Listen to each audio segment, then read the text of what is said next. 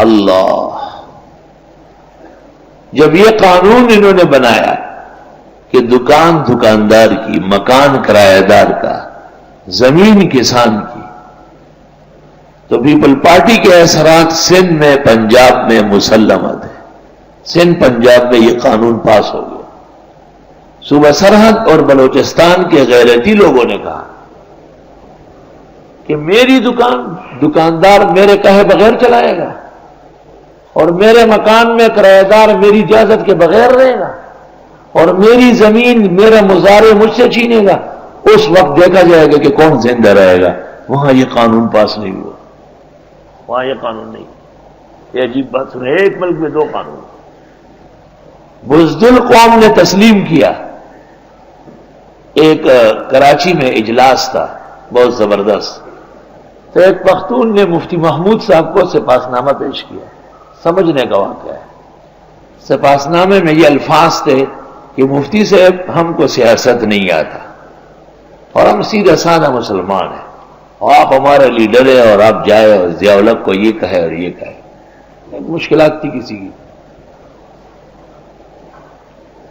حضرت نے جب جواب میں تقریر کی نا سپاس نامے کی، تو اس میں یہ بات کہی کہ تم جیسے کامیاب سیاستدان پوری دنیا میں نہیں ہے۔ جب پیپل پارٹی نے یہ قانون نافذ کیا تو پورے ملک نے قبول کیا، لیکن سرحد کے اور بلوچستان کے پختونوں نے کہا کہ نہیں، یہ نہیں ہو سکتا۔ ہماری دکان ہماری مرضی کے بغیر دکاندار کیوں چلائے گا؟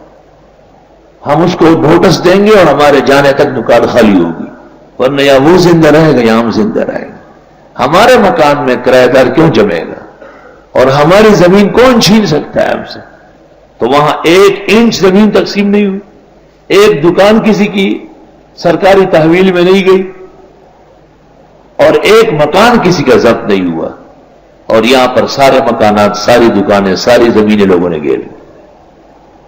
حضرت فرماتے تھے کہ تم تو بہت کامیاب سیاستدان ہو، کیسے کہتے ہو ہمیں سیاست نہیں آئی؟ یہ آیت حقیقت میں سوشلزم اور کمیونزم کے رد میں ہے۔ حضرت مفتی صاحب کی عادت تھی کہ وہ علماء کی مجلس میں عجیب عجیب سوالات کرتے تھے۔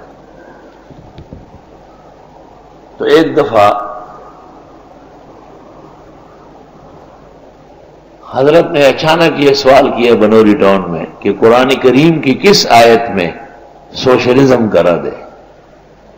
تو ہمارے استاد مولانا مفتی ولی حسن کی آواز دور سے گونج گئی کہ انہوں نے کہا وَاسْتَفْزِزْ مَنِ اسْتَطَعْتَ مِنْهُمْ بِصَوْتِكَ وَأَجْلِبْ عَلَيْهِمْ بِخَيْلِكَ وَرَجِلِكَ وَشَارِكْهُمْ فِي الْأَمْوَالِ وَالْأَوْلَادِ وَعِدْهُمْ وَمَا يَعِدُهُمُ الشَّيْطَانُ إِلَّا غُرُورًا۔ شور شرابہ کرو، جلوس و جلسے ہنگامے کھڑے کرو، لوگوں کو لاؤ، موٹر سائیکلیں، گاڑیاں دوڑ رہی، لوگ جا رہے، جھنڈے اٹھائے، زندہ باد مرد آباد، زندہ باد مرد آباد۔